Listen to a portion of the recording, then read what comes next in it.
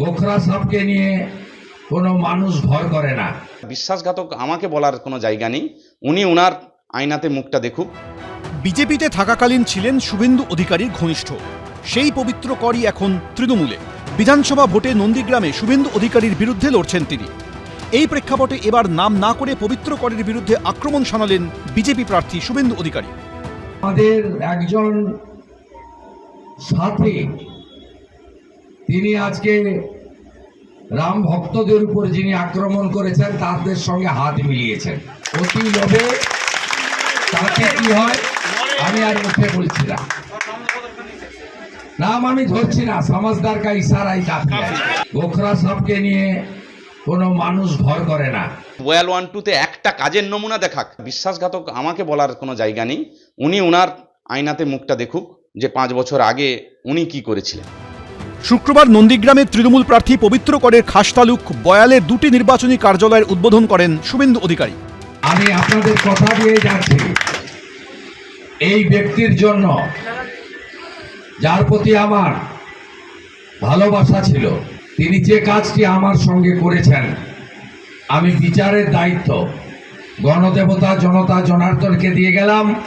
ভবানীপুরেও আমি এই রাজ্যের সর্বনাশ করা মুখ্যমন্ত্রী মমতা ব্যানার্জিকে হারাবো। মমতা বন্দ্যোপাধ্যায় শুভেন্দু অধিকারী মহোদয়কে একইভাবে স্নেহ করত। 5 বছর আগে উনি কি করেছিলেন, আমি একেবারে 100% আশাবাদী যে আমরা জয়লাভ করতেছি।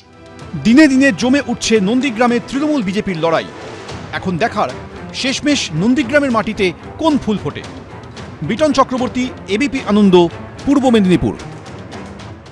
एसआईआर पूरे देश भर में हो रहा, कहीं पर जुडिशियल ऑफिसर नहीं लगाने पड़े, सिर्फ बंगाल में लगाने पड़े। कारण क्या है? ওই এসআইআরই তোমাদের মৃত্যুবান, মনে রেখে দিও। এই বাংলায় সর্বনাশ করতে গিয়ে তোমরা দেশের ক্ষমতা হারাবে। এসআইআরে কত নাম বাদ পড়বে, কত নাম থাকবে, কার ভবিষ্যৎবাণী ফলবে, কে টার্গেটের কত কাছাকাছি পৌঁছবে, এই নিয়ে জল্পনা কল্পনা লড়াই যুদ্ধের মধ্যেই মমতা বন্দ্যোপাধ্যায়ের দিকে শনিবাসরীয় দুপুরে বড় প্রশ্ন ছুড়ে দিলেন অমিত শাহ। यही चुनाव के अंदर तमिलनाडु में भी एसआईआर हुआ, कोई कोर्ट केस नहीं हुआ। केरल में भी एसआईआर हुआ, कोई कोर्ट केस नहीं हुआ। तमिलनाडु में डीएमके की सरकार है, केरल में कम्युनिस्टों की सरकार है। बंगाल में ऐसा क्या हुआ कि सुप्रीम कोर्ट ने जुडिशियल ऑफिसरों को लगाना पड़ा?